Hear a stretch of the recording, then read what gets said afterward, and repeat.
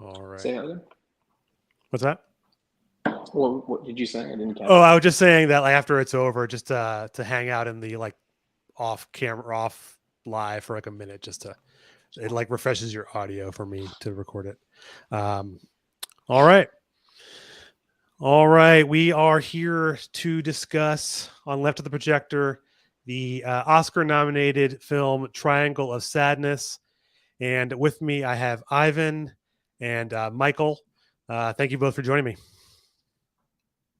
Thanks for having Yeah, me. it's nice to be here. Yep, absolutely.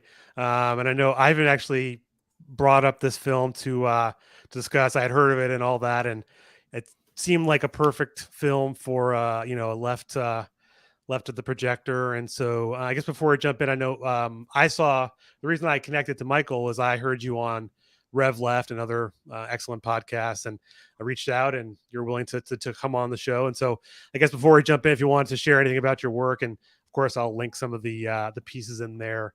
And actually, it was after that Rev Left episode that I caught some of your short films, which I thought were quite powerful. Thank you. Yeah, it's super awesome to be on this podcast. Thanks, Evan and Ivan. I'm looking forward to the conversation.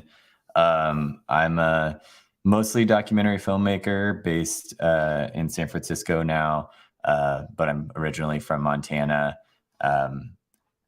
My work, it follows a lot of different topics. I would say like class is a major part of it, but I'm mostly interested in kind of like characters and stories from the working class. My most recent film is kind of like a sad, slow, meditative film about my dad, and it has to do with like class and growing old and being poor in America, and also a lot to do with like familial guilt and family trauma and all of these really fun, super upbeat things, which I guess I'm kind of like drawn to kind of that kind of stuff anyways in my work. But that film is called Meantime. It's a short that's on Means TV. You can also find it on Vimeo. It's a staff pick there. And then, people might be interested. I have like 2 other shorts on Means TV. One's about an underground professional wrestler who started this like backyard wrestling league called Spokane Anarchy Wrestling in like Eastern Washington state. And then I also made another film with like a really talented friend and artist in the Bay Area here, Adrian Burrell. That's about police violence in Vallejo, which Vallejo, California has pretty much like, they have the most violent police force in Northern California. I think there's more murders in like Riverside in Southern California, but in the Bay Area, Vallejo has the highest police killings. So that film follows like a woman who's trying to get justice for her nephew who was shot running away from the police because he didn't have a bike light on. So a bunch of really upbeat topics. I also make music videos for fun, to cleanse the palate a little bit with friends. So yeah. Well, I think the like your newest one you mentioned, and just the fact that you are focused on class and those kinds of things, I think kind of fits perfectly in this movie in terms of kind of the class dynamics of Triangles of Sadness. I mean, so I was telling Ivan right before is I watched this movie twice now, and I feel like I like it, but I feel very conflicted about it. Not in the sense that I don't like it, but I think it definitely makes me think about things. And so maybe that in itself means that it's a good film. I don't know what you just generally thought about the movie and, how it kind of fits into, I think we've been seeing a lot of movies recently about kind of anti-capitalist, sentiment and themes, Glass Onion and The Menu and among others, Parasite from a number of years ago now. So I don't know what your kind of general thoughts on the film were. I guess I can go. I mean, for me, I actually, I've had a lot of discussions in like left circles about this film, and I'm coming in hot to give it 2 thumbs up. I really actually love this film. I don't necessarily always agree with the politics, but I just thought that it was like one of the most like fun films to watch that I've seen in a long time. I saw it in like a theater a while ago, and yeah, there was just like a lot of catharsis, and I don't know, there was Schadenfreude from watching the suffering of rich people, which isn't necessarily like a moral good thing, but you know, like it was. I enjoyed that aspect of it. I enjoyed like the sarcastic humor, the like making fun of rich people. I enjoyed how pathetic a lot of those characters were, and a lot of I think the thing about the film is it's like it's flawed and kind of like all over the place and like totally insane, but I like love the characterizations of people. I thought that they were like really vivid, and the social interactions between the different characters were really like funny and awkward and said a lot. And I thought that maybe like that is what was more nuanced, and maybe things that I like more politically agree with than like the overall like structural argument that the film may or may not make. Because to me, honestly, like the politics are very contradictory and confusing. So it's like hard to even say that there's like much of a political bent to this film other than like rich people are just like useless and kinds of like pieces of shit. Like that's pretty much the overall thesis that I would say, because like the other shit is like too confusing. But yeah. Yeah, I like this movie a lot. I think from a entertainment viewpoint, in terms of like the writing, the characters, the cinematography, the music, I think it's pretty solid. I think it's a good entertainment film to watch. Interestingly enough, it's labeled as a comedy, and I'm not exactly sure if it is. I guess it depends on your definition of comedy. If rich people suffering is funny, but when you start to delve into sort of the political message, I was saying to Evan before we started, I think it's honestly kind of reflective of interacting with real life like this. You're not going to agree with everything they have to say, and everybody's lived experience and material conditions um, are reflective of their thoughts, and they'll be reflective of their art. I have a lot to say about particularly the character Abigail. I would love to hear what you guys have to say when we get there. And is her characterization a commentary on how the director or the writer feels about workers' revolution in this microcosm? Yeah, yeah, I definitely think Abigail is an interesting character, and maybe before we get to, you know, the other acts of the movie, I'm curious what you both thought of the first act, which I guess is really just the two first characters, Yaya and Carl. And it's kind of an interesting. When I first saw that, and I hadn't seen the movie yet, I was sort of like, oh well, all the scenes I saw is like, I guess none of the scenes that I saw online or circulating were part of that first kind of first third of the movie or so. And it seemed very much like creating a gender dynamic between the two and kind of creating Yaya as being willing to as an influencer and a model. And I think she at one point says that she would be a trophy wife and she'd be happy to do that. You know, there was definitely a lot of they weren't the rich people like they saw on the ship. They were people who perhaps wanted to be like them. And maybe that's what made their characters interesting, is that they wanted to be the rich people, but maybe after they met with them and spent time with them, they changed their mind. We can obviously get to that too. So I don't know what you guys thought about those two, like the development of those early characters. You want to go first, Michael? You can take it if you want to. Okay, sure. Yeah. So I think the beginning of the movie is very interesting. I will say beforehand, I think the structure of the three acts, I was just to give this idea before we came on, it might be sort of an attempt to tell different parts of sort of the general workers' plight, even though you could argue whether or not Carl and Yaya are workers.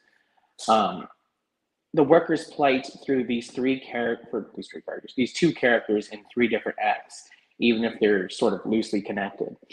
So what I got out of the first act in the first few scenes with Carl and Yaya, particularly about Carl, is that he is a reflection of how men are socialized, or lack of socialization, men receive in capitalist societies. Men, we're particularly talking about, the United States, are not encouraged to talk about their feelings. They're not encouraged to, love thy neighbor. They look down on women. They look down on their fellow man. And Carl is living in a world where he has to provide. He has to be the breadwinner, not because some sort of natural inclination of how men are supposed to be, but because of how, sorry, my cat is distracting me, of how other men think he should be. And I think that's very reflected in the very beginning when he's talking to, I don't know, a fashion director or the guy who's kind of coordinating the whole thing in the very beginning. And he's telling him, you have to be a certain way if you want to be in this industry. He has to be a certain way if he wants to make money. And that's sort of Carl's whole space, is where am I going to get the money to not only live the lifestyle I want to live, but give Yaya the lifestyle she thinks that she wants. And I am not valuable if I cannot do that. So I think that's why in that beginning scene with when they argue over the bill, that whole situation could have been avoided if Carl was just like, hey, I thought you said you were going to cover this, just like asking a question. But instead he explodes and detonates because he is a man in a world, just like the three of us, who are not encouraged ever to really express how you feel. And you don't know how to handle those emotions.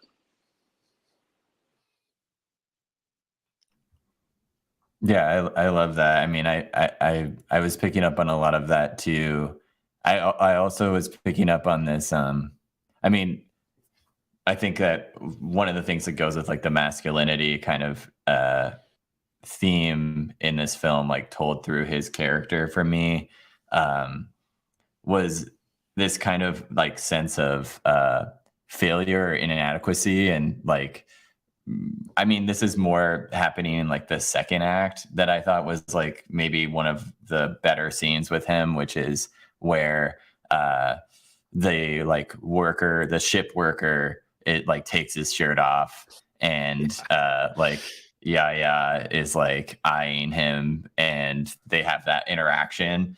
And to me, there's like this weird kind of like objectification of like the working class from like her standpoint, but there's also this like envy, I feel like, for people they know who actually like do things and like have skills, like there, I think that's like a thing that is a theme throughout. It happens in like the third act where there's this tension between people who are just like influencers who like don't really like do anything, or they don't have like productive labor in like the same sense. And there's just like this internalized inadequacy and desire for that. It's something, I mean, once we talk about the third act, I think there's like another scene that I like really love that I think gets to this in like a deeper way. But I feel like it's already kind of like building up in that first act where like he's getting like kicked out, like, or kicked off of like the front row of things, and like he's getting like deeply criticized by the modeling agency and whatnot. To me, as like the first act, I feel like each kind of act is like a different aspect of like kind of like contemporary capitalism. The first act for me is definitely like the social media like age and like the selling of like yourself as a product. Like that was like the main kind of like thing that I was getting from like a worker standpoint. And it feels like very disconnected, like almost it's just like the setup for their character and it's kind of just talking about it. But then like the relationship between the second act and the third act is much more like direct, which I think like structurally the film is like very confused and all over the place. Yeah. But it's not necessarily like a bad thing. In my mind, it just is like a very like it's almost like a survey film versus like a film that is like following actual 3-act structure. Like even Yeah. though there's 3 acts, it's like it's not a 3-act structured film. And to me, I'm like, that's kind of refreshing because the just the overall like hegemony of fucking 3-act structure annoys the shit out of me. And as like a film professor, I'm always like, I was literally teaching story structure yesterday and just was like, 3-act structure or whatever, because Well, films are really complicated. There's one note that I told Ivan before is that this kind of, since you mentioned teaching film, apparently the director originally had Abigail's character was supposed to be a male mechanic on the ship. And one of his students in his class said, oh, maybe it should be a woman. And he actually took that suggestion and changed the film because of it. And I think it was for the benefit of the film, aside, but I think one thing I also was going to say, you mentioned sort of like the capitalist structure or the way it's kind of depicted in the first act. I think just the way that they describe their job and how, they're influencers, even though they're models, they're influencing your decision to buy products, Gucci bag or whatever the brand they mentioned, Balenciaga or whatever it's called. Like it's the first kind of sense I got is that they kind of frown upon the people who buy their products, because it was like, oh, you smile when you sell them cheap shitty stuff from H&M, but you don't smile and you like look down upon your consumer. I kind of felt like it was almost like too on the nose, but I think it was good in kind of showing how meaningless these products are that the characters like in the second act want or feel they deserve. Well, a lot like how Carl feels as if he has to, you know, purchase these things or live a certain lifestyle. These brands in real life, Gucci, Prada, Louis Vuitton, whatever, yeah, they were rich people luxury brands, but most targeted advertising goes to poor people of color. So, of course, these rich people are going to look down upon them because it's like, wow, you really spent $1,500 on our shitty bag that was made in some sweatshop for $10. Like, you fucking idiot. Yeah. Yeah. Yeah, I agree with that. I feel like, Evan, you also brought up, like you said, on the nose, and in my notes for this film, it's just like everything is like so on the nose. Like it's insanely on the nose in almost like every part. And this is my hot take, is that I'm like, I actually found it refreshingly on the nose. And it was like nice to have like things like kind of just like laid out in like a very like matter of fact way. It made the film feel like accessible and like less pretentious in my mind. And there's like one of the things that I wanted to talk about, or like that came up around this film, because once we saw this film, there's like lots of discussions around it that I had. But one was this A.O. Scott review on the New York Times. I don't know if either of you read it, but I it's didn't, like, but yeah, go ahead. It's like, it's super negative, and I actually like don't really like A.O. Scott anyways, or just like film critics in general. I like have an aversion to film reviewers, and I like barely ever read them, but this just like came up, and it was basically, you should read it. It's very short, but it's like one of the most like pretentious things that I've like ever read. Like there's like 4 or 5 words that I had to like look up to like understand what they were, as he's like basically saying that the film is both pretentious and super lowbrow, but in like a very like complicated way. But I had like a quote that I wanted to read from it. Yeah, because I just thought it was really, really funny. But I'm going to very much butcher it because there's many words that I literally don't know how to pronounce. So bear with me, but it may like spark some discussion on it. So this is one quote is, as the guests cop up their dinner, the 2 men regurgitate undergraduate level Aspiricus, I don't even know what that word is, about capitalism.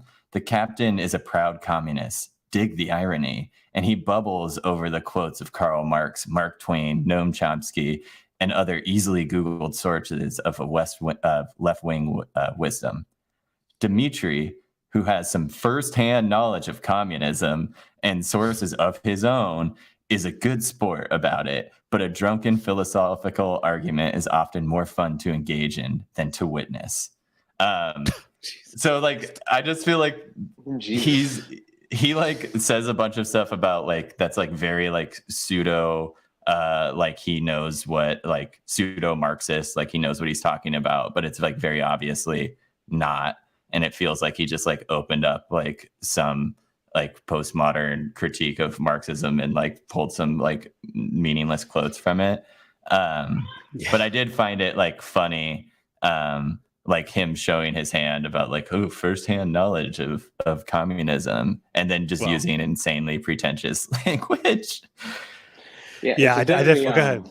Go ahead, Ivan. Yeah, sorry. It's a very liberal academic way to describe Marxism or talk about communism. You know, so this person probably cracked open a book one time, you know, probably Capital or something, and then didn't read it, and then went on to read all the anti-communist whatever, and then yep, this is all the knowledge that I need to have.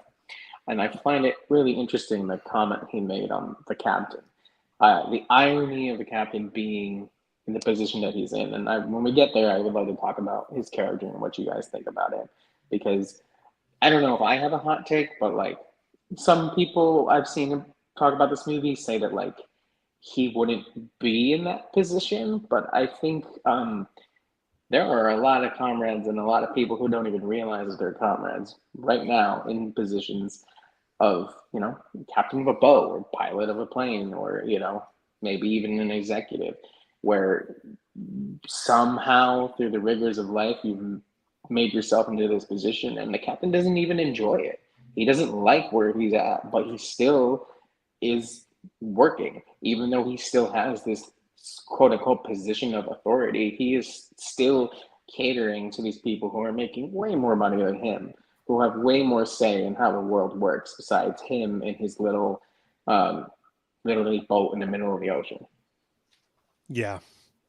His character, that whole scene is definitely want to get to that, because I'm sure we all have some thoughts on that. Was like the scene that I saw before before even the movie came out, or it just had a soft release. So, but I think the one aspect that I want to mention, the first scene on the yacht when they get to it, aside from them like airdropping like Nutella, I didn't know Nutella was such like a high priced commodity that they had to do that with. But the scene of the, like, what I called, I don't know what you think of this, the staff that's sort of like upstairs on the ship in their white uniforms, I saw as like white collar, workers, and then the people down below who are listening to them shouting about like money and tips, like the blue collar people who are actually doing, not to say that the white collar people aren't exploited and doing a hard job, they certainly are, but then comparing to them to like the ultra wealthy on the ship, it was like this three kind of tiers of,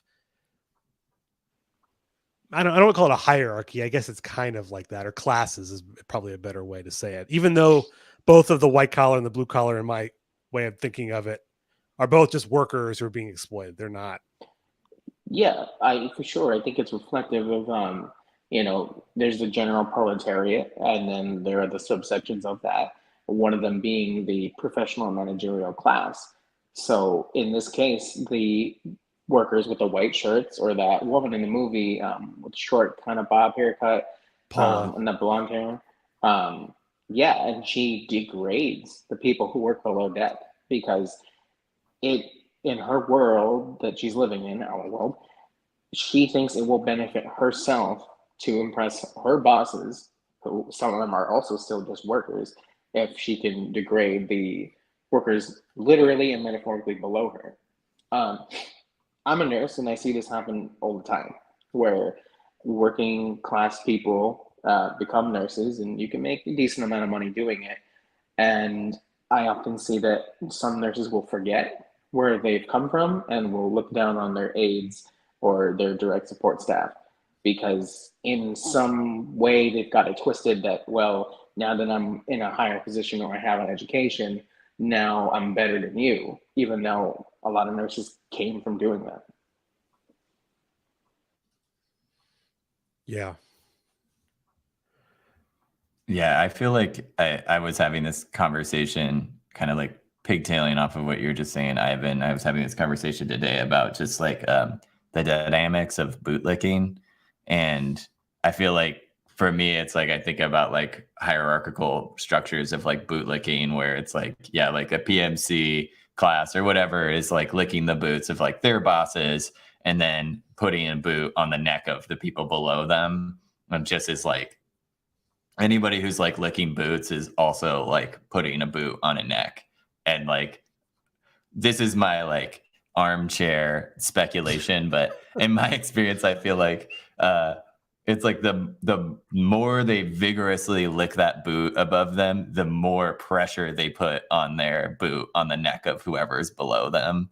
And it just feels like it's like that dynamic coming through, which like I thought that was like interesting that was in there. I feel like that just like inherently comes out because there's like a level of these like systems of like hierarchy that creates that. Yeah. Yeah.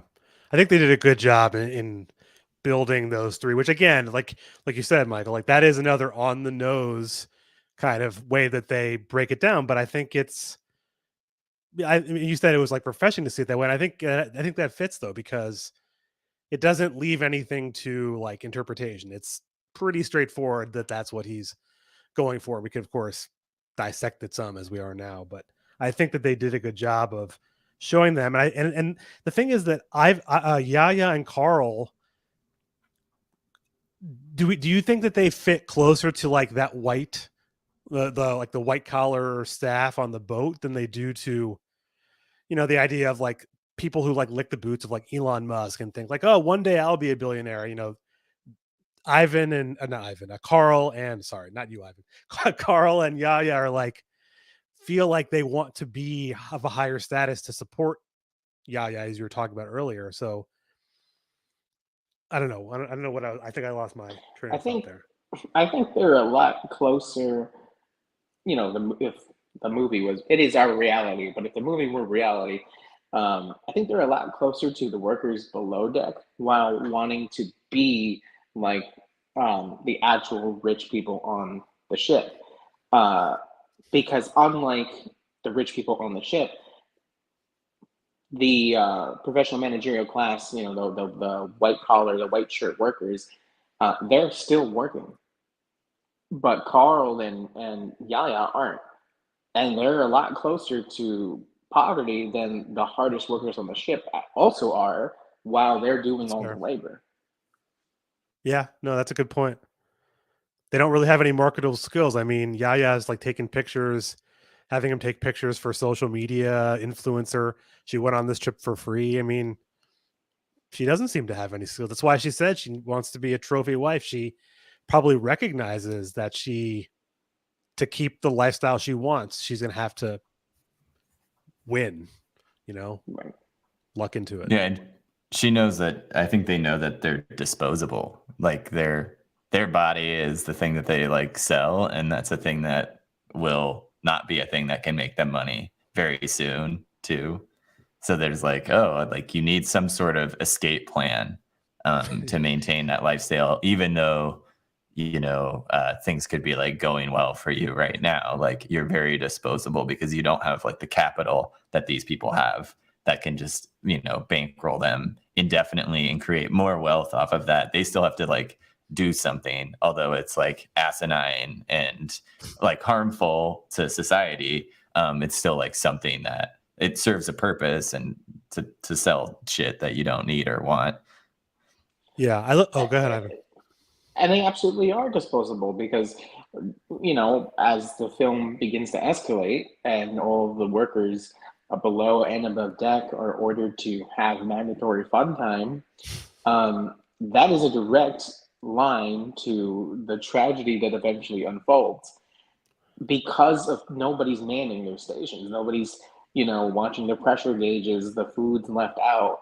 pipes are exploding. Ships are very delicate things. While the rich people are being put into the situation, regardless of what they had anything to do with it, besides enabling that situation. And Carl and Yaya are just there. They are literally not bystanders, but they're almost along for the ride by virtue of just physically being useless. Yeah. Yeah. And another note that I saw is the average modeling career is basically over by the age of 25. So they can't be much far from that age at this point. Like their career, if you want to, within that industry is virtually over. Like It's already done. Yeah. yeah, like they're reaching. I mean, he already was like in some, like the very beginning, they say he had been in, Carl had been in some, in like some big shoot. And now he's like, they didn't even know who he was anymore. Like it was, Right. he was already past his prime. And so I think it's nothing more is interesting when he tries to buy the engagement ring or looks at them and they give him the price like 25,000 euros. And he just kind of like, it's like, oh shit, I'm actually have no, this is, I don't fit here. I don't know. Yeah. I mean, he couldn't even pay for dinner, and I think it's inferred that he pays it with a credit card, borrowing money. Presumably, yeah. Yeah. I think it's around this point in the movie that they start to introduce the other passengers on the boat. There's a whole bunch of different ones. And I think you said, Michael, earlier, is that they all, despite some of them, with the exception of, I think, maybe Dimitri, who you see more as he survives further in the movie, they all seem to have, they build them a story. They kind of build them a little bit of a backstory, which I think I appreciate, and kind of how they got their wealth in some cases. It's all very interesting. I think all very funny, again, on the nose, what they do. We can talk about some of the jobs, but I think they did a good job building like what the rich actually do, which is nothing except exploit people and land on, Dimitri basically was like in position of power in the USSR somewhere, and it collapsed, and he was able to take power and essentially luck into become an oligarch. Yeah, I mean, people. Yeah, it's like they don't do anything in this film except for build bombs, which I do love that scene Yes. where they're having dinner with the people who invented the grenade. Yeah, that one, another like on the nose thing, but it's also like, I guess like going back, sorry, and like this might derail a little bit, but like going That's back okay. to like the on the nose thing, there's something that like bothers me, especially like going through like grad school and like all these like elite institutions and whatnot of like film that I like deal with on a professional like day-to-day basis, where there's this pretentiousness in bourgeois culture to think that you already know the answer to everything, and so you don't need to be told anything. And I think that this like plays into a lot of things that have to do with like pretentious like film and art, is that it's like, you don't need to tell me all of these things because I already know. And then they get pissed off because they feel condescended to as viewers because they're like, oh, I already know that. And the funny thing is they don't, for the most part, especially when it's things that have to do with like deep class analysis. Like a lot of these people like don't actually know it. Not to say that this film is deep class analysis by any means, but I think there's like a level where it's like, yeah, I like mystery in films too, but like this like deep aversion, this pretentious aversion to having anything that's on the nose, I think like goes to show like just how like little the bourgeois actually know and how much they hate being patronized, like condescended to by people, by them telling them something that they don't want to hear. And I feel like there's, at least with like the A.O. Scott review of it and some other conversations I've had, I feel like there's this couched resentment to it being so on the nose that to me is just like, yeah, it's like couched like classism. Like they don't want to actually talk about these things, but they know it's not like it's a faux pas to like say that we don't want to talk about class stuff. So then they start like signaling that they are like, have read Marx and like know a thing or two about communism. And then they just like shit on the film. but they don't shit on like the class politics of it, other than they say the class politics don't go far enough. But they're like, what you're really saying is you hate how on the nose it is and you don't want to talk about that shit. You want to talk about something else. Yeah, Absolutely, for sure. And that actually goes, I won't go too far into it because that also might derail, but that kind of goes into a separate conversation Evan and I were having with some other people. Like you saying that it's almost pretentious to, not have it on the nose. Like, well, I know something about it. You see that subtlety? I know that's the case because I'm a Marxist. In applied to real life, people in absolute destitute poverty all over the world, hot take, get ready, is they don't need you to read these really old books to them for them to understand that their situation is so fucking shitty.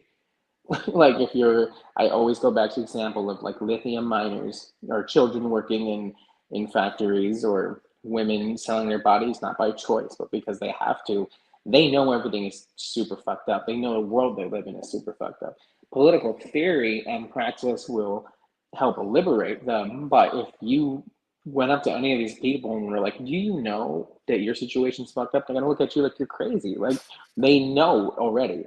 And this movie is very much putting that in your face that, like, hey, yeah, everything is really fucked up. And I want you to see it because people often use art, movies, video games, whatever, to escape. So you're scrolling on, whatever platform and you see Triangle Sadness comedy movie and you're like, oh, this should be funny. And it's kind of really not. Like you said, it's in your face. Like all this stuff you're trying to escape, it's right here. It's everywhere.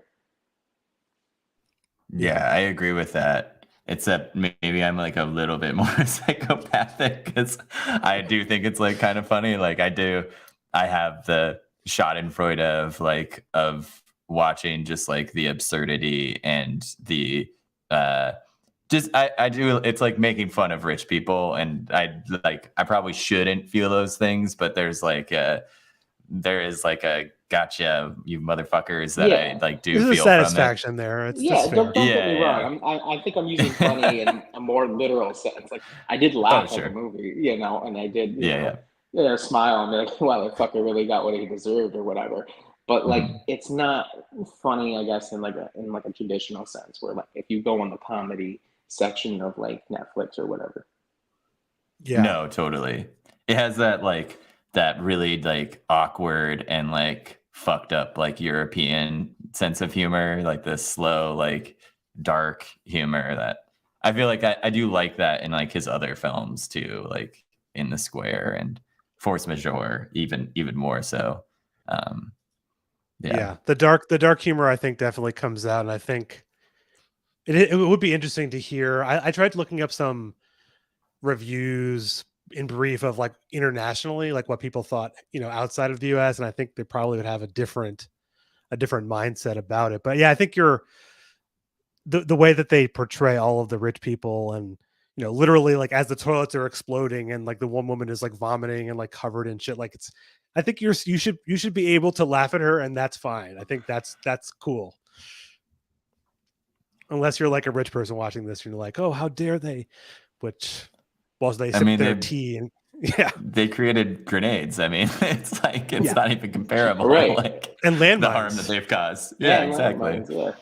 Yeah, they've killed millions of people, but 1 year they lost 25% profit. I think they mentioned it was a hard time for them. They can only drink.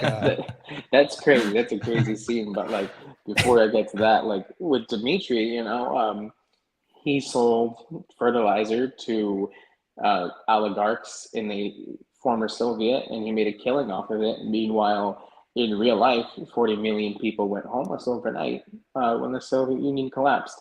So, all these people were destitute. Crime comes back to Eastern Europe and in Russia. But Dimitri gets to make a bunch of money, and selling fertilizer.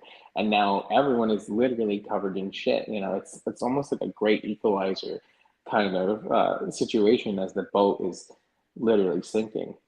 Yeah. He was based on an actual oligarch that I think made like $275 million. That's what his profit. Wait. But yeah, the IMDb note mentions that he was based on an actual Russian oligarch who was, you know, had $500 million or some ungodly amount of money, and I it is kind absolutely of believe it. yeah, But before we forget, that 25% scene, like, and you just know that those people are like, honey, we have to sell our fourth house if we want to, go to, another private island or vacation home, or, we're gonna have to lay off some of the landscapers. Like, how are we gonna recover from, like, their version of tough times is just not comparable yeah, at all. yeah, without question. Oh yeah. Yeah, they don't get to have caviar on their crackers for like a few weeks or something. Yeah. Right. But I think that it's a good point, since we're kind of in the middle where I think things are starting to slide downhill. Is we briefly talked about the captain, played by Woody Harrelson, kind of how you said before, has like what do we make of him being a Marxist in a position of like some kind of power or having some control? And it's clear early on, when they can't get him to leave his room, that he doesn't want to be there. He doesn't like this job. I mean, they don't really, he never is really explained what his aversion to this job is. But when they have him in line with meeting all of the people, you can tell he just hates these rich assholes. Like that, there's no, I feel like that's just kind of the underlying tone of it. And I don't know. What do you guys make of that character? And then I guess the following scene, which I think is important in the movie. Yeah, I mean, I really like that character actually. I mean, there's like he's not the best Marxist you could say, Yeah. but like beyond that, it's like I think like what Osland is like good at is like creating these like fleshed out, nuanced characters that are like very relatable and complex. And to me, he felt like that, and his experience in like bourgeois society or like adjacent to it was like one of those. There's a few parts in the film, but that like deeply resonated with me, I think, uh in a more emotional sense than the rest of the film did. Like I feel like personally, like I've come from like working class background, then I like ended up going to grad school at like a really fancy grad school and being around like a lot of like bourgeois people, and like that like festering like anger and resentment and rage about like constantly being kind of surrounded by people who you feel like are class enemies and who are like patronizing and condescending and don't know what the fuck they're talking about, and all of these things, like that to me like was like a really like astute kind of observation that I think he made, and he was like able to put into that character, which I like liked that a lot. Like beyond like him being like quoting Marx from like his phone, which I do like find that scene to be like pretty hilarious.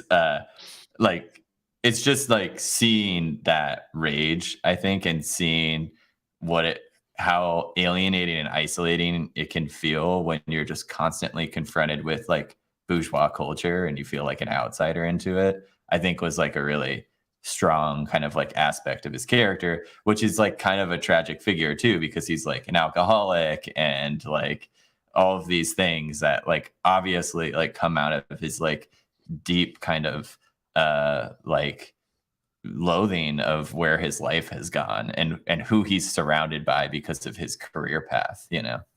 Yeah. So that's something that like I felt like a personal relation to.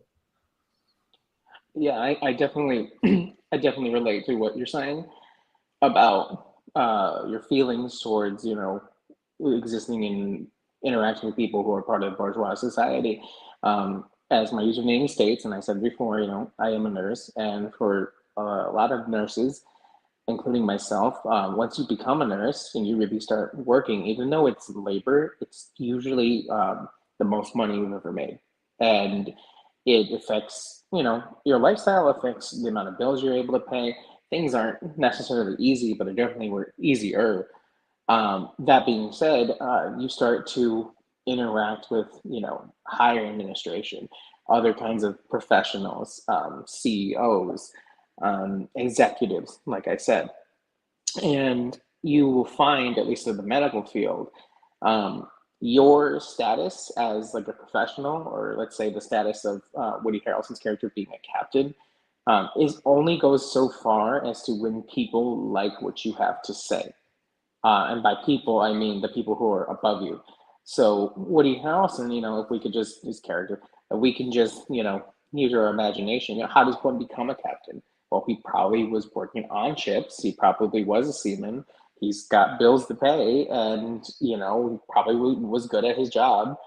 And then he just ended up taking this position, and he probably thought it would be better for him, and it's not, and it makes him just absolutely sick because we only see him on his last voyage. How long has he been doing this? How long has he seen these same motherfuckers come on the boat and talk about the same shit, talk about grenades, talk about fertilizer? Like, he's been living this life, and he's ready. Um, I think to take his own life, really. As the old adage goes, the captain goes down with the ship, and we can only infer what may or may not have happened to him. Yeah. It did feel to me like he knew what was happening. And I think, you can talk about the metaphor of the ship kind of sinking and the rich going down with it. You could compare it to the Titanic, or just, the them sinking, and the final scene, which the final act we'll get to. But I think you're right. I think it's almost like he finally snapped. I think you see him snapping, and he probably had never, in any other ship, probably never confronted a rich billionaire on a ship and arguing with them about Marx versus capitalism. I'm sure that's, a first for him, but he reached his breaking point. And I think, I'm sure you've had conversations with people, whether online or in person, that pushed very hard back, that would have, made fun of him for using his iPhone while he was looking up quotes, because, communism is when no iPhone, apparently. So, I don't know. I really also like that character and the scene. He's reflective of reality, in the sense that life doesn't stop as you learn about Marxist Leninism or as you try to build revolution. People still go to work. People still need to pay bills. People still need to look up Marx on iPhone because you're not going to have encyclopedia knowledge. Who does when you are a captain of a ship? And okay, he's not taking his responsibility at this particular time that we see him, but this is the lowest that he's been at. So God knows what he was doing 4 or 5 voyages ago. He seems like he's literally snapped. Yeah, I will say too, on a different note, he's got that Young Pioneers pin drip, which I was like, ooh, that's a great pin. I have one of those too. So I was like, I see you. Game recognized, game. And his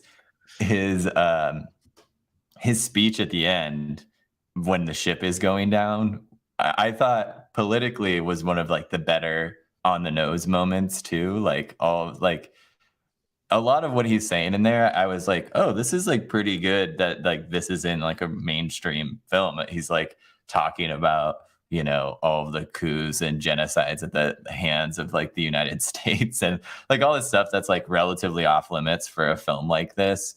And like just like stating those things explicitly, although I'm sure that like goes over most people's heads, it's still something where I was like, oh, this is like a like good on the nose thing that doesn't feel like he's being like that the director is like patronizing him either, and I do think it's like funny like that there's like the oligarch gets in on it to help him like at the end as the ship is going down, which is just like it's just like the ridiculousness of that situation, but also like his ability to like create like the oligarch as like a character who I also like love in the film, who I think is like funny, but also is like believable. And of course, like he's a piece of shit morally, but like as a character, like he's like somebody who like I enjoyed watching on screen, and I enjoyed like the dynamics between the two where they're like confrontational, like in good faith still, and like that they're both like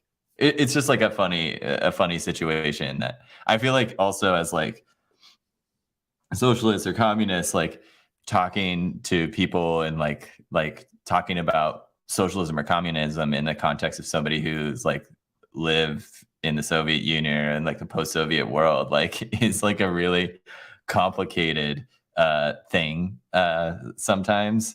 And so I like seeing that like depicted in that way. But then it like I think it also creates like this like funny like easy thing for people like A.O. Scott at the New York Times to be like, well, he really knows what was going on with communism because he's like he's had firsthand experience with it. Yeah. Yeah, no, that's true. That's true. And I think the irony is also not lost that like they're clearly in the same place in the ship when it sinks, and the captain presumably dies, and the this oligarch Dmitri survives, and it almost, yeah.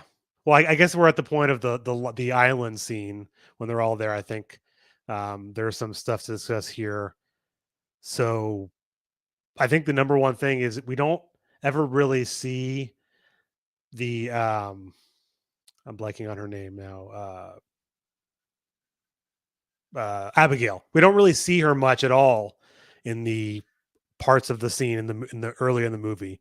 I think maybe they have her cleaning like the vomit off the ground, which is another pretty awful thing. They're like literally cleaning the deck because like the Titanic is sinking. It's pretty terrible. But so I don't know. Coming on that last island scene, there's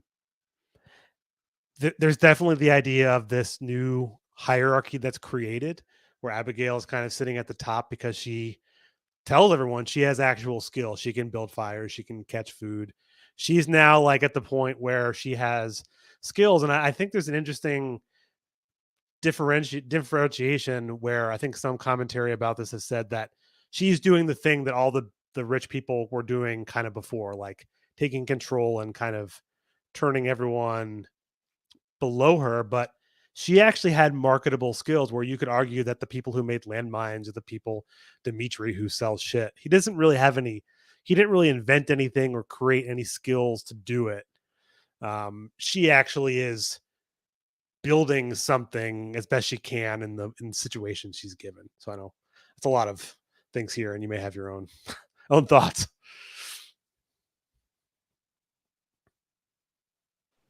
Take it away, Mike. All right. Yeah, I mean, I have a lot of thoughts on this third act because I mean, this third act has been like very polarizing in conversations that I've had, like on the left and as a whole. And I've definitely have taken the like hot take approach where I actually like this third act. But yeah, I mean, I feel like for me, on a personal level or on like a nuanced level of like her as a character, what I appreciated is how kind of like, or just like the social dynamics showing that like because she had this marketable skill, she was like creating value. She was like she is different from them even in the prior thing because she actually creates value with her labor and has skills and is able to like get food, put it on the table and like distribute it. So to me, like the argument of like her becoming like the capitalist is like not true. She's like a laborer. She like creates, wealth. Maybe she's like petty bourgeois, like small business owner, if you want to like get down to it at a certain point. But like I definitely I'm not in a place to like drill down that deep into it. But one of the things like personally that I responded to with that is like I love the depiction of like kind of the patronizing objectification of workers by bourgeois people. And it's like something that I feel like I've experienced, like especially in grad school, being around people who would literally like ask me to fix something and then turn around and after I fixed like their bike with like my set of tools and then ask me like, why do you have those set of tools? And then like, just like, I don't understand. Like, I'm like, I have these so I could fix my bike and I can help other people fix bikes. And I think there's this simultaneous like objectification of people where they're like, oh, you're so good at doing things, you're so capable, like you can do like stuff, you can wash your own dishes, you could like do whatever, which is like uh interesting to a lot of bourgeois people who like can't like work on their car or can't like, you know, do like simple mechanical or construction things that like most working people have had to do out of necessity because they can't afford to hire laborers to do them. There's like this simultaneous like awe and objectification of it, and then there's like a patronizing condescension about like, oh, you can do those things, oh, let Michael do it, he's like good at whatever, you know, like it's something that I'm not explaining it super well right now, but like it just resonated with me a lot, where it's just like something I've deeply felt in those situations. And knowing that I think there is this class resentment from the bourgeois because they know that they don't really know how to do anything deep down, even though if they like don't acknowledge it, they know that they don't know how to like, you know, produce something or create something, and they would be totally fucked if they were on an island by themselves because they can't do anything. And so I think they resent working people because working people have actual skills out of necessity for like survival. So that was like one of the dynamics in that scene that I was like, oh, I'm curious what like you all think about that too. Yeah, for sure. I think not only is it resentment, but it's fetishization of the working class. Um, Abigail is able to make a fire. I mean, we can only infer where her character comes from. Um, she can make a fire just like so many millions of people in the world can make a fire because that's just a skill you're taught as a child. If you, yeah, you want to boil some water, make a fire. You want to cook lunch, you got to make a fire. Even here in most parts, I think in the United States, most people don't know how to make a fire. You just turn the thing and boom, you got heat or you got fire. It's so many people. It's not something that they need to know. Much like the bike racks or the chain or whatever to fix your car, or if you have jumper cables or you know how to change a tire. Like, well, I don't have insurance in my car, so I better pop this tire off and do it myself. I'm not getting AAA. But yeah, it's definitely it's a fetishization that's reflective of like the trope of like the indigenous native who, oh, he knows how to tame horses and shoot bows and arrows, and he's gonna at the end of the movie he'll come and side with the white man against the British or something like that. Just something really that's deeply embedded into fantasy, because to rich people, those are not skills that some people in those societies would just learn by default. Those are, oh, well, he knows how to do that, so he'd be a really good worker. He can make me a lot of money, or I can get him to or her to boss around the other workers instead of actually having, like, oh, well, that's just something that you just know how to do. Yeah. Well, that's like the well, I'll skip to the very last scene of the movie, the last moment of the movie, but in a second. But I was thinking about how the oligarch Dimitri, who's on the island, he can't do anything. He's incapable of. He could collect. I think at one point he's like, "Oh, we collected wood." It's like, "Oh, you went into the forest filled with trees and you picked up sticks." Like that's all he can do. Like his skill was to be able to have enough money to pay workers to do all of these things. Where he's now all of a sudden faced with the fact that he can't. He's like offering his watch to sleep in, like the little lifeboat and all these things. Is he's promising her like $25,000. I'm gonna get you a job, like all these things. Like all they can still, their mindset is still, oh, we can just pay our way out of it, despite the fact they're on a desert fucking island. Like they don't know they're gonna get rescued. They don't know where the hell they are. They think they are because they have this privilege of course, someone will rescue us because we're important people. Right, right. Well, you said you want to jump to the end of the movie, so just like a point I want to make before we get there.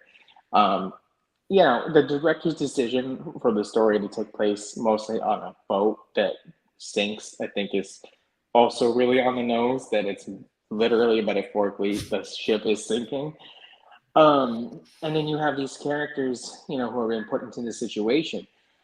So I think, um, the decision, and I'm not going to quite say it because I think you want to bring it out, Evan, but the decision at the very, very end of what Abigail's going to do, I wonder if that's a reflection on the director's point of view of an unorganized proletariat revolution. Because the boat sinks in such a dramatic fashion that there is no, it's a free for all, it's a scramble, and everyone just jumps off the boat or gets in the raft or whatever.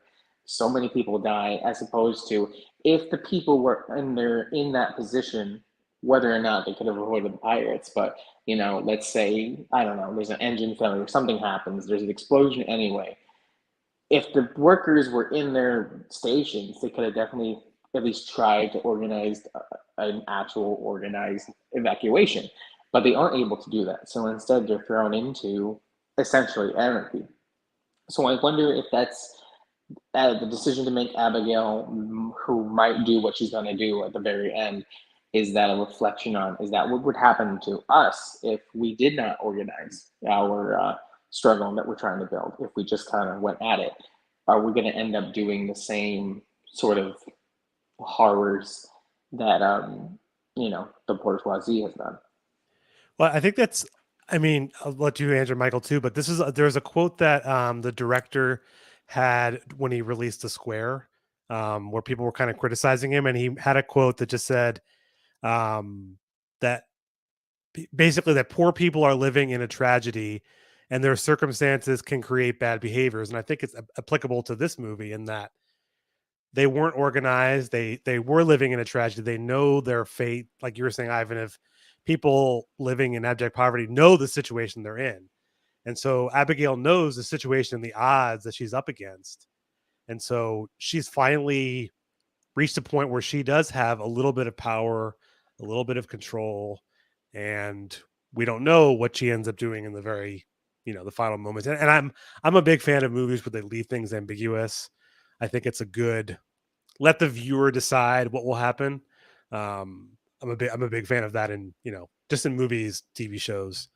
Last Scene of The Sopranos, perfect example. So I don't know. I don't know what you think of the end or any of that. Kind of how the director saw it. What do you think of that? Yeah, I like the ending too. I love the ambiguity at the end. To me, it seemed like at least like clear. I felt like I was like, oh, I think like it's clear that she like killed her, but maybe that's just like says more about me than it does about the director. For me, it's like it is a tragedy, but it's also like the reality of what the character Abigail, right? Like what Abigail would go back to basically if she was out of this, like then she would be back into like servitude, and like she's in this like she is in a real conundrum of being like, oh, do I like take this person's life to maintain kind of like the lifestyle that I've like gotten, in which I'm not in servitude anymore. I mean, it's hard, like going back to like what you were saying, Ivan, though, like about like the disorganized or like the individual. It's hard for me to like put too much like revolutionary politics into the final act because it's a singular person. Like it doesn't, it's like it's incongruent. Like it doesn't quite like align. It makes like some like weird contradictions, and it makes a lot of like challenges to actually like analyze like what the director thinks about like revolution in this context. But for me, like her as an individual or as like a person who was, a proletariat and now has like become the person who is like in charge, it's like, yeah, that's like a very real situation where it's like, yeah, do you want to go back to being the assistant to this like person, or like do you want to continue like building the society that you've built? Yeah, to me Absolutely. too, like, oh yeah, go ahead, Ivan. No, I was just going to say, like, I think in a real life example is the killing of the Romanov family. You had the White Army approaching, I believe they were in the Caucasus, And there must have been real discussion of like, yo, if they are able to liberate the royal family, this war's going to keep going on and on and on. And they're going to come back at us brutally. And, yeah, there were children in that situation who were killed. And like that in itself is pretty terrible. But you have to see history's not black and white. You have to see it from these people's perspective that like it's a whole dynasty and it has to be eliminated because just like Abigail, there was no going back. We've been doing this. We've been in this conflict. So either we keep the gains that we have now and cement ourselves in this history, or we risk, complete elimination. Because in a scenario that the Romanov family and the Tsar were able to retain power, who knows, how differently history would have gone in Eastern Europe. And it's also really easy for us to sit here and say like, oh yeah, those men who shot up, the whole family, like they were jeering and joyful. We don't really know that. Like, I think you'd be hard pressed to find people happy to kill a whole family or, children. It's easy to say that in movies or video games, but in real life, Yeah, I totally agree with that. I feel like maybe one of the things that I like appreciated about this, which I could also see the argument against this act because of it, is that to me there's kind of like a somber darkness to the realities of a shift in power. Like some of like the uglier sides of things that are like likely necessary to be able to like shift power out of the hands of the people who have historically had it, and like to build a society in which those people no longer have power, and hopefully to build towards a society where like nobody has like that power over other people. But to me, like I know the critique about like this final act being kind of like the liberal critique of revolution, and that like revolution like leads to that, like the proletariat will just become the capitalists. But in some sense, I'm like, I kind of read it more, and maybe this is just because of like my tendencies, but like I read it more as like, oh, like, like this is like kind of a metaphor for also like the dictatorship of the proletariat, or like the necessary kind of like repression of the bourgeois class and transition to a society, because it's like it does clearly, like the society that they're creating, the new society, has like the birthmarks, the marks of the prior society. And I think that beginning part of Act 3 really like shows that, where it's like, oh, they like default back to these power dynamics that were there. And it like requires like Abigail to basically like reteach them like how this is going to go down, and like to not to basically strip them of the power that they once had. And like as it goes along, like they do get more freedoms back, like as time progresses, as they also start to like, like kill a hog or donkey or whatever it was, like as they like start to hunt for themselves, like there becomes more like freedom again. And to me, I was like, that actually is kind of like a refreshing take on it, but it does require quite a bit of like historical knowledge and like theory reading to even understand like what kind of those concepts would be at play. And I don't necessarily think that like the director was like totally aware of all of those things in this, but I think that like art at a certain point, it becomes separated from him anyways. And now that we're a bunch of Marxists talking about it who have read the things, like we can have this discussion.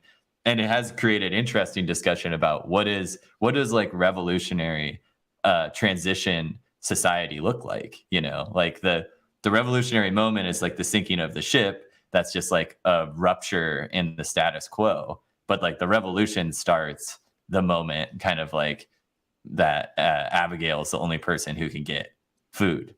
That's Right. where like the actual revolution starts. And then all the work after that is the revolution in my mind. Or if we're thinking of it from like a Marxist context, that's the way I would think about it. But yeah, no, I definitely hear what you're saying, and I definitely agree with your analysis. I think one more thing being that I like what you said about sort of this re-education that happens, and I think a lot of Marxists, a lot of so-called leftists, they think in very black and white terms, and it's very easy, especially in the making of propaganda or memes or whatever, it's very easy to say, oh, just kill them all, get rid of all these people. And, there is that grim dark that will come with revolution. But the reality is, much like how the captain was put in, ended up in that position that he was in real life, everybody, including the bourgeois, hot take, I might get canceled, are products of their material conditions.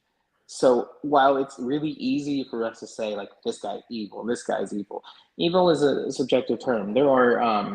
There is vile behavior, but good and evil is, it's not really like a real thing, if that makes sense. So a lot of these people who do abhorrent behavior, who sell weapons, who coup countries, this is the life that they know. This is what makes sense to them in their reality, in their material condition.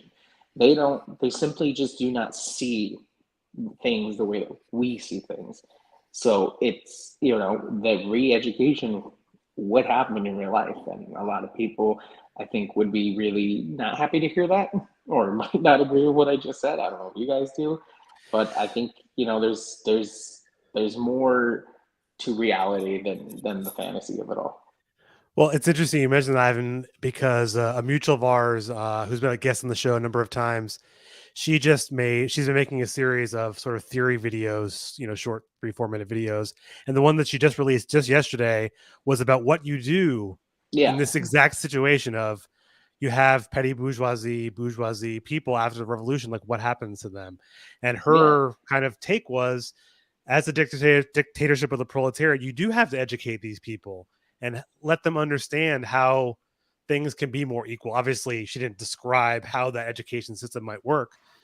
Maybe the capitalists, Dimitri might have to go, but Yaya and Carl, and I guess they're not really bourgeoisie at all. They're basically working class. But somewhere there's a line of, these people can learn if they're taught without that net of like propaganda that we've been seeing for the last 70 years in this country, and longer, but since the Cold War.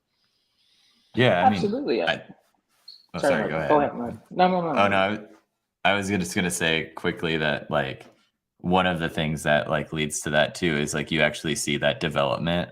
You see like the camaraderie that starts to develop, even though there's like some resentments. There's like certain resentments that still exist. Like, they actually start to become like closer friends and are like doing things together and like feeling that like sense of purpose through like hunting and like actually like sharing the labor, which to me like shows that, like, yeah, it's like there is a lot to gain. Even though you may like lose your supremacy in society, you can also gain like the camaraderie of actually like doing something productive for society and like working together to build something greater.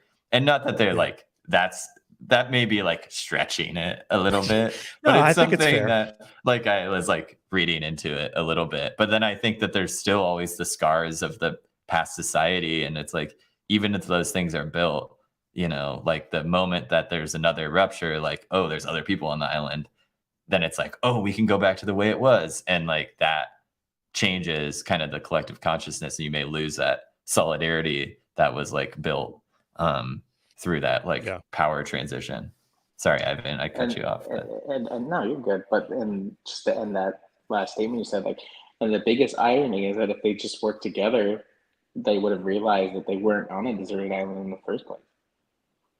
This is true. But they didn't even bother. They were just they all just fought each other. And you could argue that, well, Abigail had to fight because she didn't know and she was outnumbered. So she's put into this position. But if they were all, I imagine that if she ended up with most of her peers, they would have discovered very quickly that they were not on a deserted island. And she couldn't risk leaving this new society to go explore because of the fear of them taking back over or stealing all the tools or the food and everything. So for sure. No, I I appreciate your take on the kind of the last part, Michael, because I saw some of those like liberal kind of, I think in my notes I might have sent you, where there is that kind of liberal critique, but I think it does. I think that the way you described it does fit, and I think I can see that. So It may be stretching it. I think probably no, I like think it's fair. the director probably carries what I feel like you're like the liberal critique, but then I feel like there's some things that maybe were like subconscious that were there, or things that that can just be read into or interpreted in different ways. But that's how I was like kind of like enjoying experiencing it when I saw it for the first time. And then it created a lot of discourse like among leftists or among other people about it. So I kind of like that. Like I like that it's like polarizing because good discussions like come out of it. So for sure. Yeah, no, I mean that's what we do here on Left the Projector. You know, I mean, in your circles, in any circle, is putting meaning into things and deciphering what they are. I mean, that's what the dialectics and all that is supposed to be. Is you're looking at the contradictions, and there were definitely contradictions in that last act in a lot of the movie, and Yaya and Carl's like entire dynamics is flipped at the end. It's like a very he becomes the one that's objectified kind of as within that confine. So I don't know. So I don't know if you either have any go ahead. I was just gonna say you go ahead. The only thing I wanted to ask real quick was before we call it a night.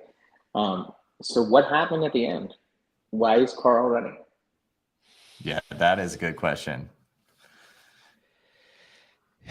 Well, yeah, I don't know. I know maybe Yaya screams because she bashes him with the rock, but they're also pretty far away, right? Like they're not near. Mm-hmm. Yeah, maybe he was like close by or something. Maybe. Yeah, I think the murder and then is like running away to tell people. I don't know. Yeah, I looks think panicked, it's very though, for sure. reflective yes. of I don't know how you see things depending on what you think.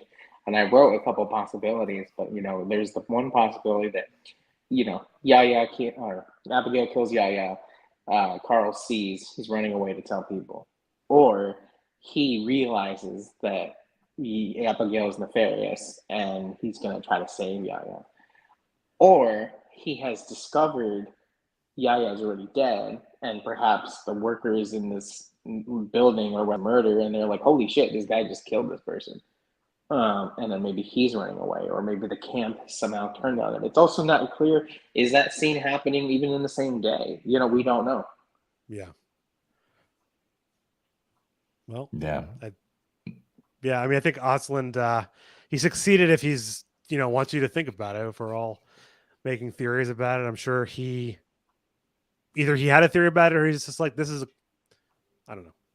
I don't know how you decide. He's like, we got this B-roll footage. Just throw it on there and see what these nerds say. Mm-hmm. Perhaps, I like those tweaks at the end though. It's like something that is you could never actually know the answer to, and it just is thrown at the end. Because I think it's even better than I thought when that scene was happening, where she's getting like closer and like sweatier towards Yaya. That it's just gonna like cut right to black right before. And what I really liked is like it didn't. There's like one more shot that was like even more confusing, of like what happened next. It reminds me of like the structure of like The Shining or something, where it's like the last shot like changes how you like understand like a lot of the rest of the film and doesn't allow you to like actually complete it ever. There's not enough information to be able to like really know. You don't get closure, I guess, is the it gives you that frantic energy of him running. It's just like all of a sudden you're like you're as you're watching her get closer to you're like your heart's pumping like, oh, what's he gonna do? And then like it cuts, and then the other scene. It's I thought it was very solid. But so did either Michael, Ivan, do you have any last thoughts you wanted to share? And before we call it? I like the movie. I did. I think it's really polarizing. I think not only Marxist Leninists should watch it. I think people in general should watch it because of how on the nose it is, and I think it's definitely would be a good introduction piece for people to literally see such obvious class dynamics. Yeah, I agree with that. I think it's also like it to me it's one of the better films in this like new era of like semi class conscious anti-capitalist sort of films that have like come out. Like to me, I think like it's simultaneously like on the nose and much more nuanced and expansive in its like understanding of these things than like this is a hot take and I'm gonna get some hate for it, I'm sure. But then like something like Parasite, even, which to me is like it feels simpler than something like this as far as like societal critique. Not that this is a better film, but like as far as like the depth at which like they were able, even though it was on the nose, the depth at which they were able to like talk about kind of these dynamics is interesting to me. But I'd say one of my critiques that's not to do with politics, but more like structural, is I feel like a lot of the conversations around kind of like the shade that's thrown or the dislike of the third act, I think maybe is also like a structural problem with the film where the climax of act two is so intense and like so like funny and ridiculous that it's like almost impossible to like top that. And so like a very long act three that's like I think longer than even act two or similar in length, I feel like never gets to that same level of like climax, and it's like a lot more subtle. It's less like overtly funny, and it's less like ridiculous. And so it's almost like just the way in which like the rise and fall of the film happens, like it makes the third act feel really long. Yeah. Where it feels like the third act should have been shorter, coming after something that's like so climactic, like the end of the second act. And the first act almost becomes irrelevant by the end of the film to me. You know, like the second and third act are really where the film is. The first act just feels like kind of like a bonus, like prelude or something. Right. Well, kind of like what you were saying in the beginning, like these are characters that are sort of being used in different stages to tell different aspects of a proletariat story with the same characters kind of loosely connected. Because in a way, each act this is going to sound really pretentious, is their own little movie, has their own slight little message that you can kind of connect all at the end. Yeah. No, I agree though. I think the third act I felt like at some point, like, oh, like it could have been shorter perhaps to get to that end piece a little earlier. Because the movie was a little long, given that, but I still think it does a good job in its dynamics. And I agree with you. I think it is probably the best of these new, anti-capitalist movies. And I think it might be the fact that the director actually he calls himself a socialist, and maybe that means he's able to inject a little bit more authenticity into them as opposed to it being like Glass Onion was more like a cash grab, kind of feel to it. Which I've did on this podcast, and you can go listen to that separately for those who haven't. But yeah, I mean, I think it's a good movie. I think I've come out liking it more after this than I maybe did before. So that's good. Yeah. Cool. Well, I don't think I have anything else. But Ivan and Michael, thank you both for coming on and going a little longer today to discuss Triangle of Sadness. It's been great. Yeah, Thanks for having me. On. It was nice to meet you, Michael. Like I said, I really, liked your Rev Left episode. I definitely want to see, that movie that you made. Who knows? Maybe we'll talk about it here. Yeah, and Yeah, and Michael, you want to just tell everyone where they can find? I know you mentioned before some of a little bit, but where they can find your work and see more of it. Yeah, sure. Thanks for having me on the podcast. It's been awesome, and thanks for joining too. I've really enjoyed the conversation. My You can find my work at michaeltworkman.com. I'm also like posting some things of work related, film related on my Instagram, which is just at Michael Workman. I have a Twitter that I never use, but if you want to follow me, you can do that. It's Workmanship Film. But yeah, you can watch my films on Means TV also, which I think is the best way to see them. And it's like a great platform to subscribe to if you haven't. There's also a sliding scale if you're short on money. But I did just want to plug before we're over. I'm working on a new project with some comrades about people who work in like meaningless jobs, kind of inspired by like process world leftists and like David Graeber bullshit job stuff. And so we're looking for anonymous confessionals of people's like bullshit job, basically. So if there's anybody listening, they can email me at mtworkman@gmail.com and just like describe your job a little bit. And then we might get back to you to like do an interview if you want. But we're actively working for people. So also Evan, if you know of people who know that their job is meaningless and want to confess that, or a job that they've had in the past, please send them our way because we're actively looking for people right now. Awesome. I'll put that in the notes too, so anyone who wants to check that out. And but yeah, that sounds like an interesting project. For sure. Awesome. Yeah, my TikTok is NY Communers. I do kind of experimental stuff in terms of like my leftist viewpoints. Some are long form, some are short form, some are just kind of honestly me shit posting.